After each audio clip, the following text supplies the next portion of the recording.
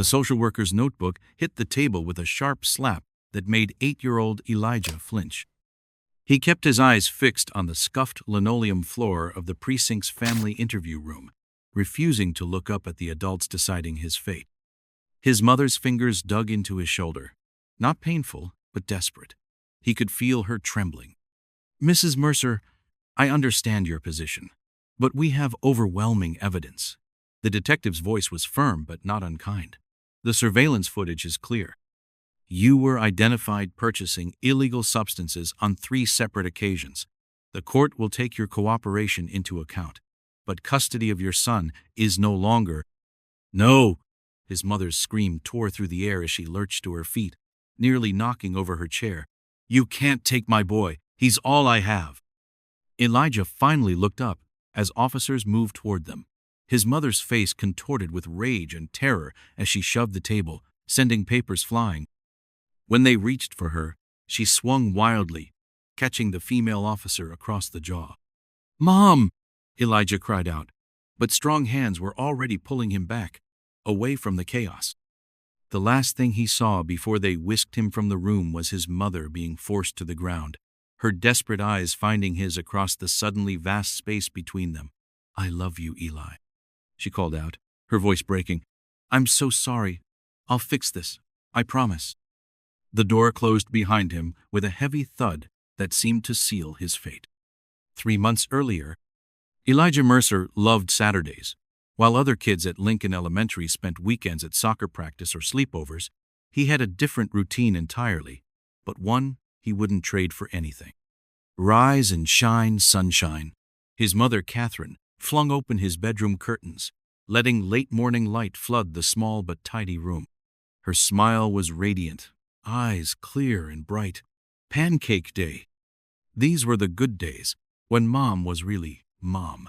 When her laugh came easily, and her hands were steady enough to flip perfect golden pancakes. When she remembered the stories she'd started reading to him and didn't fall asleep mid-sentence. "Can we do blueberries today?" Elijah asked, already knowing the answer. "Already thawing, kiddo. I even splurged on real maple syrup." She tousled his dark hair, identical to her own. "Meet you in the kitchen in 5. Their apartment wasn't much. A 2-bedroom on the east side of town where the rent was cheaper, but Catherine had filled it with color and warmth. Mismatched furniture rescued from thrift stores. Walls covered with Elijah's artwork and photos of the two of them, at the beach, hiking in the state park, celebrating birthdays with simple homemade cakes. Nothing in the apartment suggested the war Catherine Mercer fought daily. Nothing except the locked bathroom cabinet and the pill bottles she thought Elijah didn't know about. At the stove, Catherine hummed as she poured batter onto the sizzling pan. When Elijah climbed onto a stool at their small counter, she slid a plate stacked with blueberry pancakes, drizzled with syrup toward him. "What's the plan today, Captain?" she asked, pouring herself coffee. Elijah grinned around a mouthful of pancake. "Library? Then park? Perfect. I have an interview on Monday, so we should swing by the outlet mall too. Mama needs a new interview outfit that says, 'Hire this completely responsible adult immediately.'" "You'll get this one, Mom," Elijah said with absolute certainty. At 8, he was already familiar with the cycle. Mom would get clean, find a job, hold it for a while. Then something would happen. Stress, pain, a bad day, and the pills would return. The jobs never lasted. This time had been different, though. 6 months clean after her last relapse. She'd been working steadily at the grocery store until a new manager cut her hours. The financial stress had been building, but Catherine hadn't missed a single Narcotics Anonymous meeting. Elijah had heard her on the phone with her sponsor the night before, voice tight but determined. "I know, buddy." She reached across to squeeze his hand. "This time's different. I've got you to fight for." Later, hand in hand, they walked to the library, where Miss Peterson greeted Elijah by name. While Catherine browsed job-hunting books, Elijah lost himself in the children's section, carefully selecting books for the coming week. At the checkout desk, Catherine chatted with the librarian, her smile easy and natural. No one looking at her would guess her history. No one would see the permanent tension in her shoulders or notice how she sometimes pressed her palm against her lower back, where the pain always returned. Elijah saw, though. He noticed everything about his mother. The back injury had started it all 3 years ago. A fall at her warehouse job. The workers' compensation barely covered rent while she recovered. The prescription for pain management seemed like such a small thing at first, until it became everything. The park was busy with weekend families. Catherine spread their old picnic blanket under a shady tree, and they took turns reading aloud from Elijah's new books. To passers-by, they looked like any other mother and son enjoying the spring weather. No one would guess that Catherine had once overdosed in their bathroom, while 7-year-old Elijah called 911 with shaking hands. No one would know she'd spent 60 days in rehab while Elijah stayed with his grandmother, crying himself to sleep every night. That evening, Catherine made spaghetti, Elijah's favorite, and they watched a movie together on their second-hand sofa, Elijah tucked under her arm. These moments were precious to him. These glimpses of normal. "Love you, Mom," he murmured as the credits rolled. "Love you more than anything, Eli," she replied, kissing the top of his head. "Always and forever." He should have known the perfect day was just the calm before the storm. The pain returned on Tuesday. Elijah knew the moment he saw her face when he came home from school. The tightness around her eyes, the stiff way she moved around the kitchen. "How bad?" he asked, dropping his backpack by the door. Catherine attempted a smile that didn't reach her eyes. "Just a flare-up, honey, nothing to worry about." But there was plenty to worry about. The interview hadn't gone well. The outlet mall job had wanted weekend availability, which meant no one to watch Elijah. Her unemployment benefits were running out. The rent was due in 2 weeks. And now the pain was back. A constant, gnawing presence that made it hard to stand up straight, let alone look for work. Elijah made himself useful, quietly helping with dinner and cleaning up afterward. He didn't complain when Catherine fell asleep during their reading time, her face drawn with exhaustion and discomfort. By Friday, she couldn't get out of bed. "I called Dr. Rivera," she told Elijah when he brought her tea before school. "He can't see me until next week. I just need to rest this weekend." But Elijah saw the desperation in her eyes, saw how she clutched at the sheets when a spasm hit. "Should I stay home with you?" he offered, though he knew she'd refuse. "Absolutely not. Education first. Always." She forced brightness into her voice. "I'll be fine. Mrs. Garcia across the hall will check on me at lunch.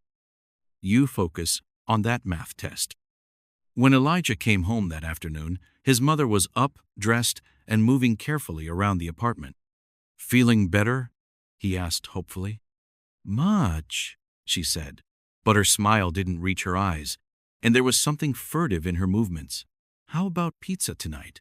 To celebrate the end of the week?" It was only later, when Catherine thought he was asleep, that Elijah heard her on the phone, voice low and urgent. "Just something to get through the weekend, Jay. The doctor will give me something legal on Tuesday. I know what I promised, but I can't function like this. I have a child to take care of." Elijah pressed his face into his pillow, trying not to hear, trying not to know what was coming. The next morning, Catherine was cheerful, suspiciously so. She made waffles and laughed too loudly at Elijah's jokes. Her movements were less stiff, her eyes brighter. Elijah recognized the signs all too well. The pendulum had swung again. For 2 weeks, they lived in the fragile balance of Catherine's renewed habit. She was functional, working part-time at a convenience store, keeping the apartment clean, making dinner every night. The pills kept the pain at bay, allowing her to move through life with artificial ease. But Elijah noticed the other changes: the missing money from their emergency jar, the way she'd disappear for half an hour on the way home from work, the locked bathroom door, the distant look in her eyes when she thought he wasn't watching. He began to make contingency plans, as he had during previous relapses. Extra granola bars hidden in his room, clean clothes packed in his school backpack. His grandmother's phone number memorized, though she lived 3 hours away and could barely care for herself these days. Elijah didn't mention the signs to his mother. Experience had taught him that confrontation only pushed her deeper into denial. Instead, he tried to be perfect, keeping his room spotless, bringing home excellent grades, never complaining or causing trouble, as if his flawlessness could somehow balance her brokenness. One evening, as they walked home from the bus stop, Catherine suddenly clutched his hand. "I'm going to fix this, Eli," she said, her eyes welling with tears. "I've called my sponsor. I'm going to get clean again. I just need a little more time." "I know, Mom," he said, squeezing her hand. He'd heard these promises before. Sometimes she kept them. Sometimes the addiction was stronger. That night, he woke to the sound of retching. The bathroom light spilled into the hallway as he crept toward the door. Inside, his mother knelt on the floor, shaking and sweating. "Go back to bed, honey," she gasped when she saw him. "Just a stomach bug." But they both knew it wasn't. She was trying to quit. Again. For 3 days, Catherine struggled through withdrawal, shivering one moment, burning up the next, unable to keep food down, snapping at Elijah, then dissolving into tears and apologies. He brought her water and crackers, placed cool washcloths on her forehead, and whispered reassurances when the anxiety attacks hit. On the 4th day, she seemed better, weak but present. They watched cooking shows together, and she even managed to eat some soup Elijah had heated up. "See?" she said, attempting a smile. "Your mom's tough. We're getting through this." That night, Elijah slept soundly for the first time in days. When he woke, sunlight was streaming through his window, and the apartment was quiet. Too quiet.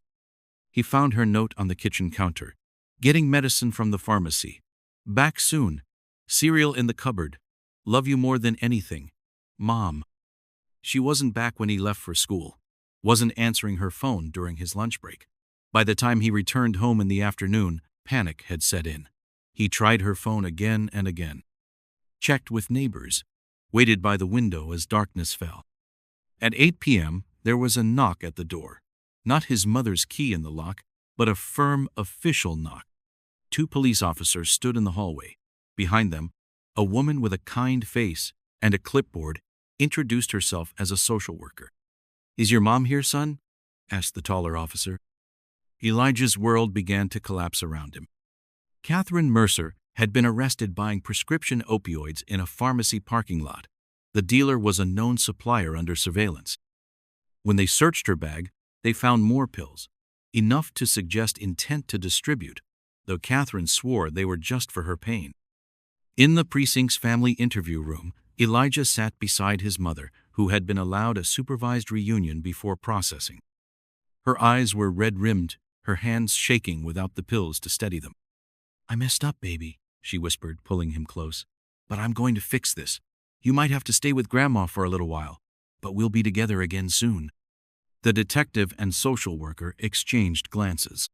"Mrs. Mercer, given your history and the current charges, temporary placement with a foster family would be—" "No," Catherine's voice rose sharply. "His grandmother is elderly, lives out of state, and has health issues of her own," the social worker said gently. "We've already contacted her. She's not in a position to take on the care of a child right now." And that's when Elijah understood, truly understood, what was happening. They weren't just taking his mother away. They were taking him, too. The social worker's notebook hit the table with a sharp slap that made 8-year-old Elijah flinch. The moment that had started this story was now unfolding in real time, no longer a flash forward but the devastating present. His mother's desperate pleas, the physical struggle, being pulled from the room as his mother was restrained. Everything moved in a blur after that. The social worker led him to another room with bright posters and a shelf of worn toys, a place designed to comfort children whose worlds were falling apart. She explained things in a gentle voice that couldn't soften the harsh reality. His mother would remain in custody. He would go to an emergency foster home that night. The court would decide their future. "Can I get some things from home?" Elijah asked, his voice small. An hour later, he stood in his bedroom, supervised by the social worker, packing clothes and a few precious items into a donated duffel bag, his favorite books, the photo of him and his mother at the beach, the stuffed bear she'd given him when he was 4. The emergency placement was with a middle-aged couple who had 2 other foster children, both younger than Elijah. The Wilsons were kind but busy, their home a whirlwind of activity. Elijah was given a bed in a room, shared with a 5-year-old boy who wet the mattress and cried for his own mother at night. For days, Elijah barely spoke. He went through the motions, eating when food was placed before him, completing schoolwork mechanically, taking showers when reminded. Inside, he was counting hours, mentally marking time until he could see his mother again. The first visit came a week later.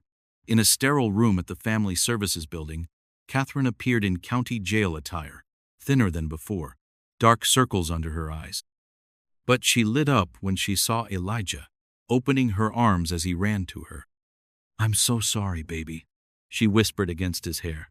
So sorry." They had 30 supervised minutes. Catherine asked about school, about the foster home, if he was eating enough. She avoided talking about her own situation, steering the conversation back to Elijah whenever he asked. Only at the end, when the social worker stepped away to check something, did Catherine lean close. "I'm taking a plea deal," she whispered. 18 months instead of 5 years. I'll do the time, complete the rehab program. Then we'll be together again. Be strong for me, okay? Help me be strong." Elijah nodded, memorizing her face, the sound of her voice, the feel of her hand on his cheek. "Time's up," called the supervisor from the door. Catherine held on to Elijah's hands until the last possible moment. "Love you more than anything," she said, their ritual words. "Always and forever," he replied, his voice cracking. Life in foster care became a series of waiting rooms, waiting to speak with social workers, waiting for court hearings, waiting for supervised visits, waiting for his life to resume. After 2 months with the Wilsons, Elijah was moved to a more suitable long-term placement, the home of Roger and Diana Bennett, who lived across town. They had no other children, plenty of space, and an immaculate house with strict rules. Diana managed the household with military precision. Roger retreated to his study most evenings with a glass of whiskey. They provided everything Elijah needed materially: new clothes, a proper desk for homework, healthy meals. What they couldn't provide was warmth. When Elijah cried at night, Diana handed him tissues and reminded him that emotional control is an important life skill. When he excelled on a math test, Roger nodded and said, "That's what we expect in this household." Elijah's social worker, Ms. Abernathy, visited monthly. She was overworked but trying her best, shuttling between dozens of children in similar situations. "Your mom is doing well in her program," she told Elijah during one visit. "She's earned phone privileges. You'll be able to talk next week." Those weekly 15-minute calls became Elijah's lifeline. Catherine sounded stronger each time, her voice steadier as she described her therapy sessions, the NA meetings, the job skills training. She never missed a call, even rearranging her work detail to make sure she was available at the appointed time. "I'm doing the work, Eli," she would say. "I'm getting better for real this time." Elijah chose to believe her. He had to. The Bennetts never spoke about Catherine. When Elijah mentioned his mother, Diana would purse her lips and change the subject. Once, he overheard them talking in the kitchen. "That poor child," Diana said. "Imagine having a junkie for a mother." "Some people shouldn't be allowed to have children," Roger replied. Elijah slipped back to his room, clutching the beach photo to his chest. School became his refuge. Miss Harris, his third-grade teacher, noticed his situation and went out of her way to make him feel valued. She gave him extra responsibilities in the classroom and praised his work specifically. During lunch, she sometimes invited him to eat in the classroom, away from the chaos of the cafeteria. "You know what I see when I look at you, Elijah?" she asked one day. "I see resilience. Do you know what that means?" He shook his head. "It means you're like a rubber band. Life keeps stretching you, but you don't break. You bounce back." Elijah thought about this often in the coming months. He bounced back when the court extended his mother's mandatory rehabilitation. He bounced back when the Bennetts decided to go on vacation without him, sending him to a temporary placement for 2 weeks. He bounced back when his grandmother died suddenly, and no one would take him to the funeral. And when Catherine finally earned her day in court, 14 months after her arrest, Elijah sat in the gallery beside Miss Abernathy, watching his mother stand before the judge. Catherine wore a plain blouse and skirt borrowed from another inmate's release clothes. Her hair was pulled back neatly, her face thin but clear-eyed. "Your Honor," she said when asked to speak, "I can't change my past mistakes, but I've completed every program required of me, plus 2 additional certifications.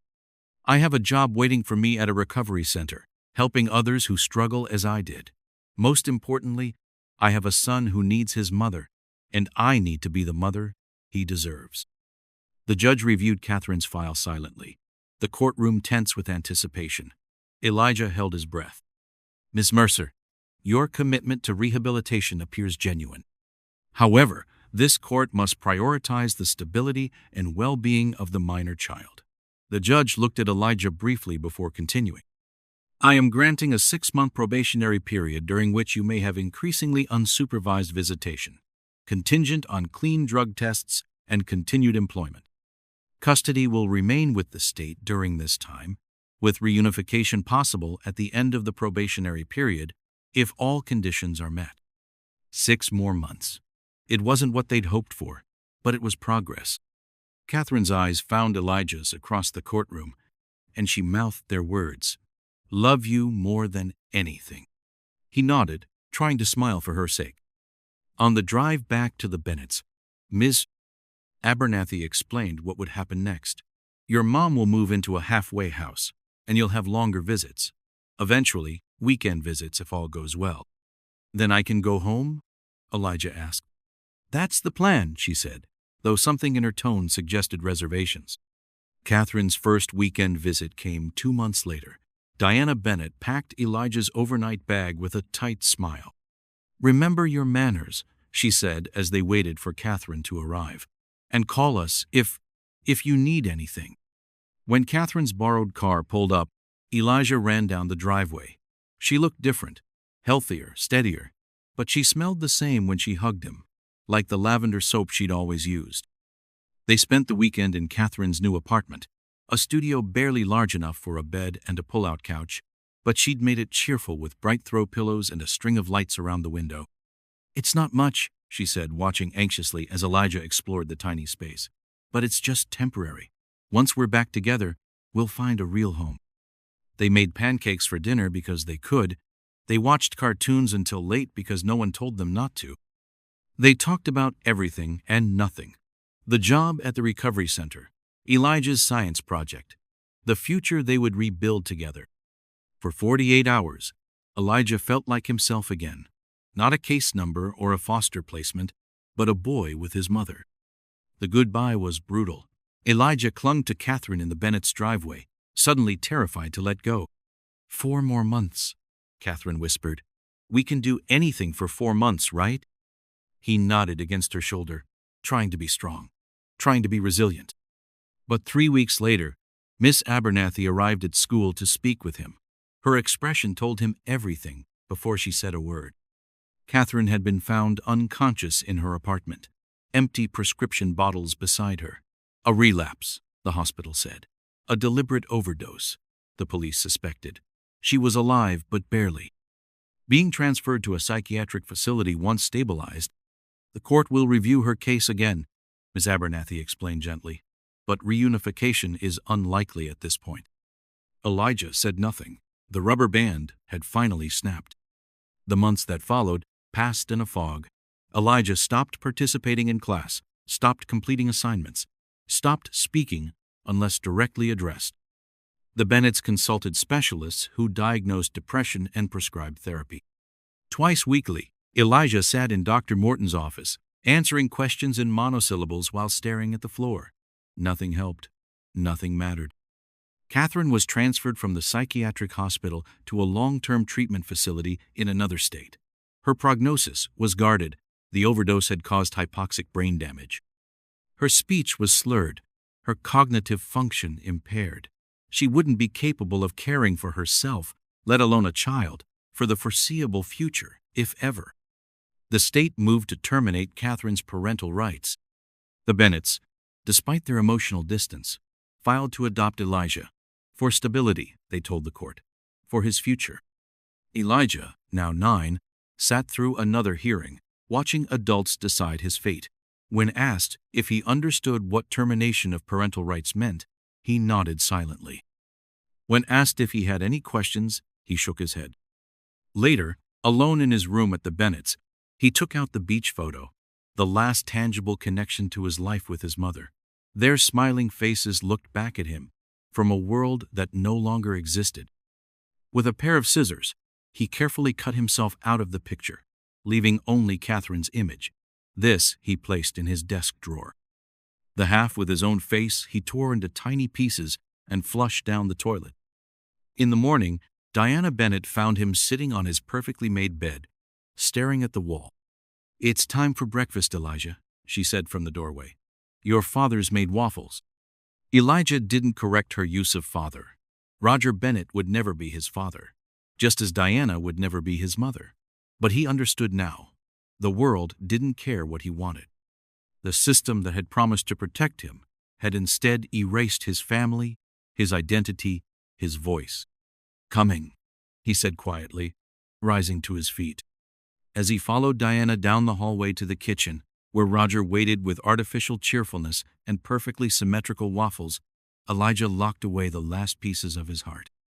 The boy who had loved blueberry pancakes on Saturday mornings, who had read books aloud in the park with his mother, who had believed in second chances, that boy was gone. In his place stood a hollow shell, moving through the motions of a life he never chose, in a home that would never be his, with people who would never understand the depth of what had been lost. Justice, Elijah had learned, was just another broken promise from a world full of adults who failed the children they claimed to protect.